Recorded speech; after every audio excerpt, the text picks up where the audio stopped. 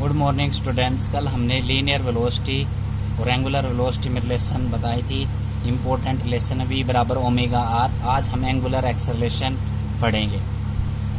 तो angular acceleration होता क्या है? सिंपल रेक्टिलिनियर मोशन के अंदर rate of change of velocity is called acceleration कहलाती है। एंगुलर एक्सेलरेशन यहाँ पे क्या कहलाएगा? तो सर्कुलर मोशन के अंदर जो एक्सेलरेशन डिफाइंड है उसको हम एंगुलर एक्सेलरेशन कहेंगे। Angular acceleration is in circle motion is defined as the time of rate of change of angular velocity.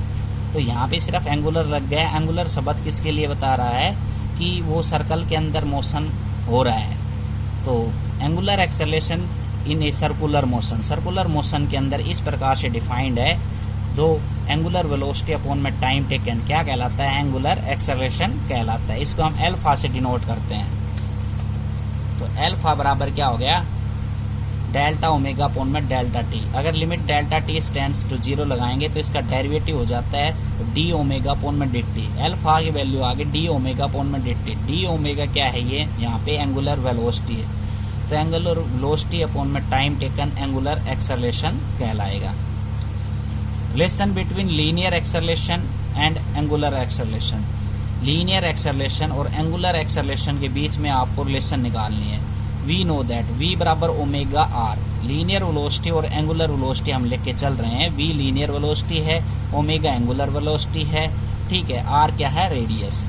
इसका हम डिफरेंशिएट कर देते हैं टाइम के रेस्पेक्ट में, तो हमें क्या मिलता है? तो v का हमने किया differentiation, d by D T जो है डिफरेंशिएशन का सिंबल होता है, is equal to d by D T omega R. इन दोनों का हमने डिफरेंशिएशन कर दिया। अब dv अपॉन dt क्या होता है? चेंज इन वेलोसिटी अपॉन में टाइम टेकन लीनियर एक्सेलरेशन होता है। r हमने बाहर निकाले d ओमेगा अपॉन में dt।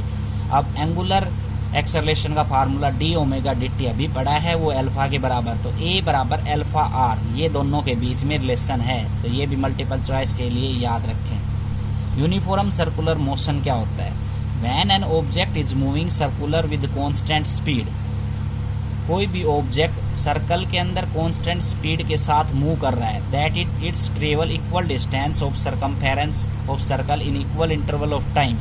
तो वो इक्वल डिस्टेंस ट्रेवल करता है इक्वल इंटरवल ऑफ टाइम के अंदर, अपनी सरकमफेरेंस के अंदर। Then motion of the object is said to be uniform circular motion. तो मोशन किसी भी ऑब्जेक्ट का यूनिफॉर्म सर्कुलर मोशन कहलाता है। मतलब कांस्टेंट स्पीड के साथ कोई भी ऑब्जेक्ट ट्रेवल करता है सर्कल के अंदर, उसको हम यूनिफॉर्म सर्कुलर मोशन कहते हैं। टाइम टेकन, वो सर्कुलर मोशन के अंदर कोई भी ऑब्जेक्ट मूव कर रहा है तो एक चक्कर कितने समय में लगाएगा, वो टाइम उसका क्या कहलाता है?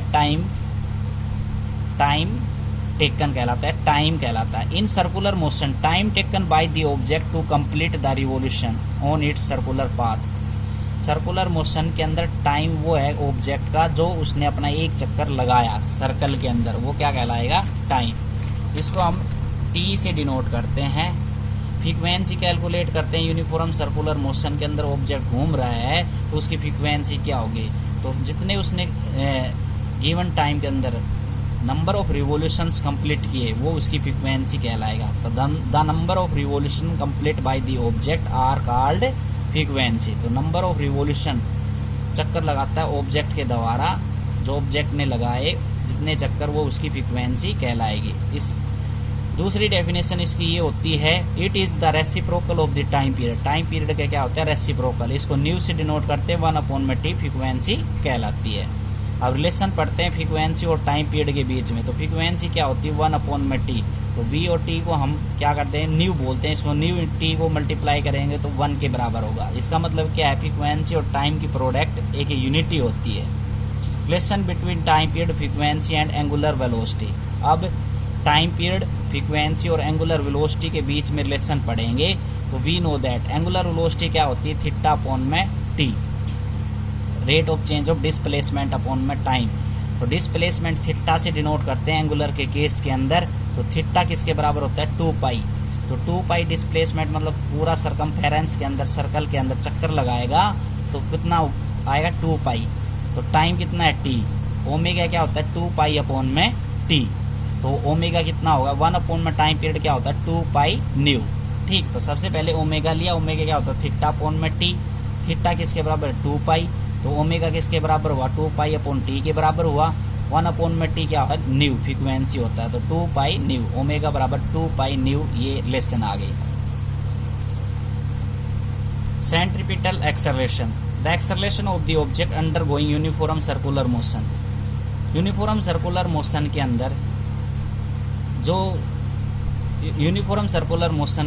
जो एक्सेलरेशन होता है उसको सेंट्रीपिटल एक्सेलरेशन कहते हैं। इसका फार्मूला v²/r होता है।